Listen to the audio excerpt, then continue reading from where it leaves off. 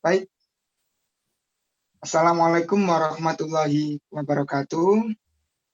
Selamat berjumpa kembali di presentasi yang berbeda dengan materi yang berbeda pula. Baik, teman-teman, kali ini bertemu dengan kami kelompok 9. Ya, meskipun ada salah satu ada materi yang sama, pemateri yang sama, tapi saya harap teman-teman yang melihat presentasi kami kali ini itu bisa berbunga-bunga dan berlove-love gitu ya. Sesuai dengan tema presentasi kita.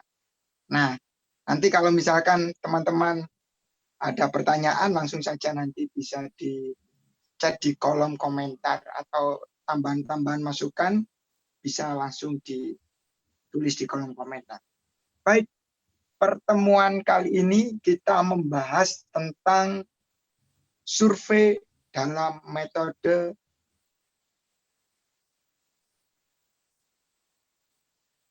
pengumpulan data kualitatif dan survei dalam metode analisis kualitatif. Nah, kali ini ada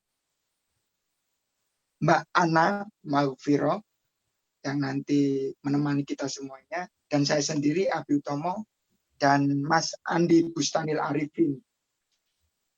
Nanti selama kurang lebih 20 menit akan membincang tentang materi kita kali ini. Oke, langsung saja untuk materi pertama saya sendiri. Oke ya. Nah, ini kita membincang tentang hal yang paling dasar terlebih dahulu mengenai apa itu survei. Nah, di sini secara etimologi, kata survei berasal dari bahasa Latin yang terdiri dari dua suku kata, yakni sur yang berasal dari kata super yang berarti di atas atau melampaui. Sedangkan suku kata ve berasal dari kata vide yang berarti melihat. Jadi survei berarti melihat di atas atau melampaui. Jadi yang dimaksud secara etimologi ini adalah melihat sesuatu yang di depan kita ya, atau sesuatu yang nanti akan kita teliti, karena di sini ada kata melampaui. Ketika kita mengetahui lebih awal gitu ya, apa yang harus kita teliti. Terus kemudian selanjutnya, apa sih tujuan survei itu? Nah, menurut Mas Ri Sinarimbun, tujuan survei di sini ada: satu, mengumpulkan data sederhana; kedua, menerangkan atau menjelaskan. Nah, dalam tanda kurung di sini adalah mempelajari sesuatu fenomena ya. Itu menurut Mas Ri. Nah, sedangkan menurut Singarimbun dan Effendi, ini ada Mas Rinya juga ya. Nah, tahun 1995 ya, halaman 4, di mana tujuan survei ini terbagi menjadi 7. Satu adalah penjajakan, bisa dikatakan sebagai eksploratif. Kemudian deskriptif, menjelaskan, dalam arti merinci gitu ya. Deskriptif itu bisa menjabarkan gitu ya, menjabarkan. Terus explanatory atau penjelasan, di sisi lain mendeskripsikan hanya sebagai dasar. Di sini juga fungsinya survei itu adalah menjelaskan. Jadi tujuan penjelasan ini adalah untuk membuat pembaca penelitian kita itu menjadi mengerti. Terus kemudian evaluasi, tentu sifatnya tujuan survei itu juga bisa untuk mengevaluasi. Prediksi, ini sangat penting. Peneliti itu harus memiliki prediksi ke depan ya. Ada asumsi-asumsi ke depan, sehingga kita itu bisa mendapat gambaran hasil yang nanti kita teliti. Terus kemudian peneliti operasional sebagai bahan operasional ya gitu. Tujuan survei itu sendiri juga sebagian dari operasional gitu ya. Bahwa survei itu penelitian operasional ini tujuan survei ini adalah sebagai penelitian operasional, sebagai operasi sistemnya nanti berjalannya suatu penelitian. Kemudian 7, pengembangan indikator sosial, sangat jelas ya. Terus kemudian menurut Suhartono maksud saya, nah di sini ada 2, memberikan gambaran, sudah hampir sama seperti yang saya jelaskan di awal tadi, memberikan gambaran deskriptif ya, survei deskriptif. Terus kemudian yang kedua adalah melakukan analisis, survei analitik ya gitu. Jadi tujuan survei itu bagian dari analitik ya, survei analitik. Lanjut kemudian di sini ada karakteristik pokok pada metode survei. Ini kita membahas umum dulu ya sebelum kita selanjutnya materi selanjutnya. Oke, ada 3. Di sini ada data informasi dikumpulkan dari kelompok besar orang dengan tujuan mendeskripsikan berbagai aspek karakter seperti pengetahuan, sikap, kepercayaan, terus kemudian kemampuan dari populasi. Nah, ini sangat penting ya, bahwa ini ada karakteristiknya metode survei ini itu. Terus kedua, data informasi diperoleh dari pengajuan pertanyaan. Jadi survei itu ada proses pengajuan pertanyaan. Data itu diperoleh dari pengajuan pertanyaan tertulis dan bisa juga lisan dari populasi. Terus kemudian selanjutnya data informasi diperoleh dari sampel, bukan dari populasi. Kalau jumlah populasi dan lain sebagainya nanti arahnya ke kuantitatif ya. Oke, metode survei menurut Irawan di sini ada 5 jenis-jenis survei ya, berdasarkan jenis-jenis survei. Sampel survei. Nah, di sini survei yang dilakukan pada sebagai populasi. Nah, survei dilakukan pada sebagai populasi itu seperti apa? Ini yang dimaksud itu adalah sampel. Jadi nanti objek nanti yang harus kita kenai tindakan dalam arti sebagai data ya, sebagai data pokok. Terus kemudian sensus, survei yang dilakukan pada seluruh anggota populasi. Semuanya didata dari populasi itu, datanya itu termasuk opini dan lain sebagainya tentang penelitian kita nanti. Karena sampel di sini yang dimaksud itu adalah sebagai subjek juga. Karena metode ini untuk menggali data yang kita akan cari. Kenapa survei ini adalah sebagai subjek dan sampel itu sebagai subjek juga. Terus kemudian public opinion. Poll. Ya, survei yang mengajukan pertanyaan kepada responden. Nah, sifatnya adalah survei nanti akan dibedakan masing-masing ya, nanti presentasi selanjutnya. Terus kemudian cross-sectional survei. Nah, di sini survei yang membandingkan 2 kelompok atau lebih. Jadi ada pembandingan. Kita peneliti juga harus ada klasifikasi setelah survei itu kita lakukan. Nah, ini ada pembandingan juga apakah data kita peroleh itu valid atau belum gitu. Terus kemudian survei longitudinal.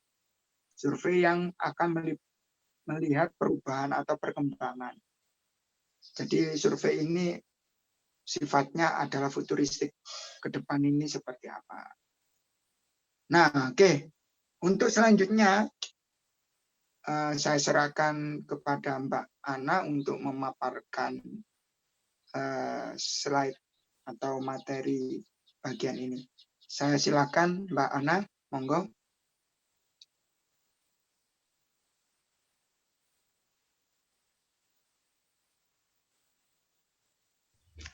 Silakan, baik, saya akan melanjutkan presentasi mengenai Baik Mas Abi, saya akan melanjutkan presentasi mengenai survei pengumpulan data kualitatif.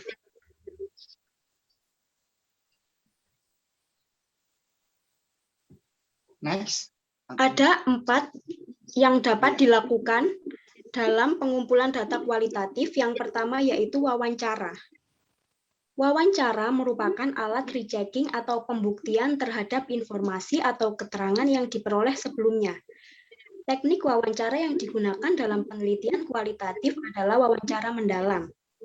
Wawancara mendalam adalah proses memperoleh keterangan untuk tujuan penelitian dengan cara tanya-jawab sambil bertatap muka antara pewawancara dengan informan atau orang yang diwawancarai, dengan atau tanpa menggunakan pedoman wawancara.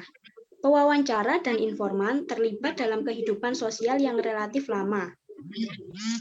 Beberapa hal yang perlu diperhatikan seorang peneliti saat mewawancarai responden adalah intonasi suara, kecepatan berbicara, sensitivitas pertanyaan, kontak mata, dan kepekaan nonverbal. Terdapat 2 format wawancara, yaitu wawancara terstruktur, digunakan sebagai teknik pengumpulan data bila peneliti telah mengetahui dengan pasti tentang informasi yang akan diperoleh. Oleh karena itu, dalam melakukan wawancara, peneliti telah menyiapkan instrumen penelitian berupa pertanyaan-pertanyaan tertulis.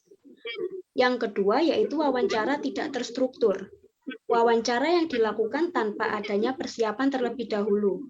Namun, peneliti mengetahui secara garis besar permasalahan yang akan ditanyakan. Terdapat beberapa langkah-langkah wawancara menurut Lincoln dan Guba dalam Sugiono 2014. Yang pertama yaitu menetapkan kepada siapa wawancara itu akan dilakukan. Yang kedua yaitu menyiapkan pokok-pokok masalah yang akan menjadi bahan pembicaraan. Yang ketiga mengawali atau membuka alur wawancara. Yang keempat melangsungkan alur wawancara. Yang kelima mengonfirmasikan ikhtisar hasil wawancara dan mengakhirinya. Yang keenam, menuliskan hasil wawancara ke dalam catatan lapangan. Dan yang ketujuh, mengidentifikasi tindak lanjut hasil wawancara yang telah diperoleh.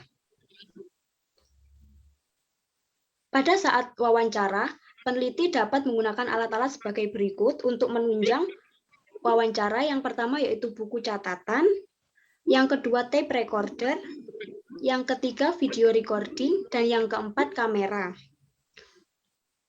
Selanjutnya, yang kedua yaitu observasi. Beberapa informasi yang dapat diperoleh dari hasil observasi yaitu ruang, pelaku, kegiatan, objek, perbuatan, kejadian atau peristiwa. Alasan dalam melakukan observasi adalah untuk menyajikan gambaran realistik perilaku atau kejadian, untuk menjawab pertanyaan, membantu mengerti perilaku manusia, dan untuk evaluasi. Selanjutnya, Spritly dalam Sugiono membagi observasi berpartisipasi menjadi 4, yaitu observasi yang pasif, observasi yang moderat, observasi yang aktif, dan observasi yang lengkap. Manfaat observasi sendiri yaitu, menurut Patton dalam Sugiono, menyatakan bahwa manfaat observasi adalah sebagai berikut. Peneliti akan lebih mampu memahami konteks data dalam keseluruhan situasi sosial, jadi akan dapat diperoleh pandangan yang menyeluruh. Yang kedua, peneliti akan memperoleh pengalaman langsung, sehingga memungkinkan peneliti menggunakan pendekatan induktif, jadi tidak dipengaruhi oleh konsep atau pandangan sebelumnya. Yang ketiga, peneliti dapat melihat hal-hal yang kurang atau tidak diamati orang lain, khususnya orang yang berada dalam lingkungan itu. Yang keempat, peneliti dapat menemukan hal-hal yang di luar persepsi responden, sehingga peneliti memperoleh gambaran yang lebih komprehensif. Dan yang kelima, melalui pengamatan lapangan, peneliti tidak hanya mengumpulkan data yang kaya, tetapi juga memperoleh kesan-kesan pribadi dan merasakan suasana situasi sosial yang diteliti. Yang ketiga yaitu dokumentasi. Dokumentasi merupakan catatan peristiwa yang sudah berlaku. Dokumen bisa berbentuk tulisan, gambar, atau karya-karya monumental dari seseorang. Dokumentasi yang berbentuk tulisan misalnya catatan harian, sejarah kehidupan, biografi, ataupun peraturan kebijakan. Dokumen yang berbentuk gambar misalnya foto, gambar hidup, sketsa, dan lain-lain. Dan dokumen yang berbentuk karya misalnya karya seni yang dapat berupa gambar, patung, film, dan lain-lain. Selanjutnya, yang keempat yaitu gabungan atau campuran. Atau bisa juga disebut triangulasi. Triangulasi merupakan teknik pengumpulan data yang bersifat menggabungkan dari berbagai teknik pengumpulan data sebelumnya tadi. Peneliti menggunakan observasi partisipatif, wawancara mendalam, dan dokumentasi untuk memperoleh data dari sumber data secara serempak. Bila peneliti melakukan pengumpulan data dengan triangulasi, maka peneliti mengumpulkan data dan menguji kredibilitas data, yaitu mengecek kredibilitas data dengan berbagai teknik pengumpulan pengumpulan data dan berbagai sumber data. Dalam triangulasi teknik, peneliti menggunakan teknik pengumpulan data yang berbeda untuk mendapatkan data dari sumber data yang sama. Oke, selanjutnya.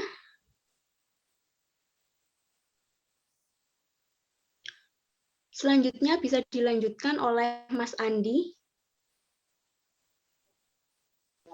Baik, terima kasih. Baik, di sini saya akan melanjutkan lanjutan dari materi yang dibahas oleh teman-teman tadi, yang bagian B mengenai survei analisis data kualitatif. Ada beberapa survei analisis data kualitatif, yaitu penalaran deduktif yang merupakan satu cara penarikan kesimpulan dari pernyataan atau fakta-fakta yang dianggap benar dengan menggunakan logika. Kesimpulan ini merupakan metode yang berjalan dari umum ke khusus.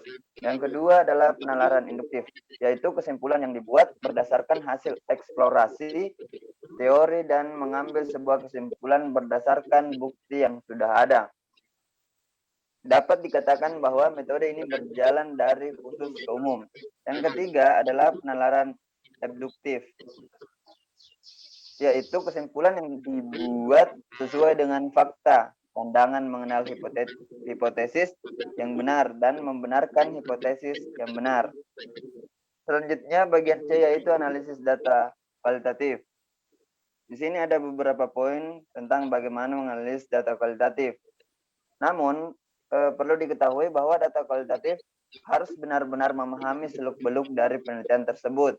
Sebab oleh karena itu pengumpulan data yang baik menggunakan metode wawancara, catatan lapangan, dan dokumentasi. Maka setelah itu peneliti menyusun korpus data, dan itu serta sebagai tindak lanjut untuk kegiatan yang akan dilakukan selanjutnya.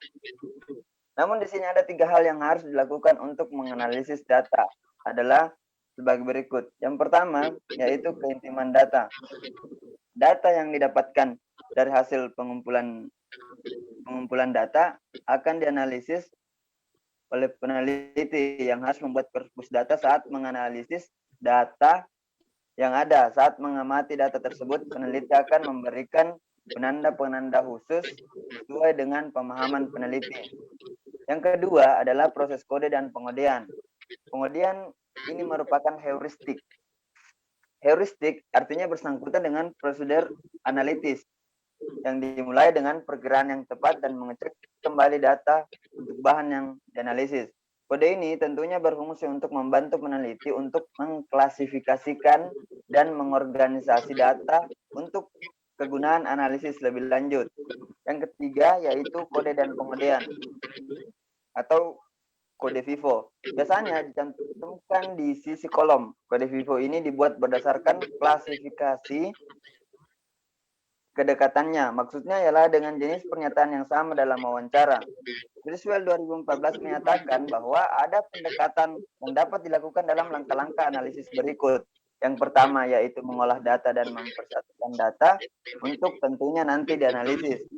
Poin kedua yaitu membaca keseluruhan data. Dan yang ketiga adalah menganalisis lebih detail dengan mengcoding data.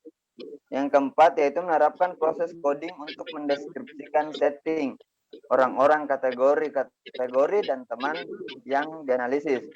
Poin yang kelima yaitu menunjukkan deskripsi dan tema-tema ini akan disajikan kembali dalam bentuk narasi atau laporan kualitatif.